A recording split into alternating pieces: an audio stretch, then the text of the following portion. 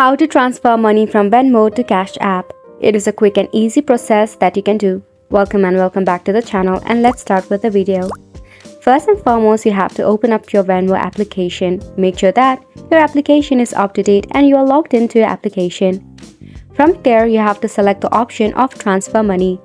If your Venmo and Cash App is not linked with each other, go ahead and do that first and foremost. You can do that by tapping on Link Bank, select No Card, then select Cash App. Once you link your Venmo and Cash App, now select the option of Transfer Balance. To transfer your money from your Venmo to Cash App, enter the amount of money that you want to transfer. Make sure that you have sufficient balance in your Venmo. Select Instant if you want to send it instantly to Cash App. Mind it will take some extra charges as well. Now once you hit on the transfer balance, it will take about few seconds to be transferred to Cash App. Now you have to open a Cash App application. Make sure you are logged into your Cash App.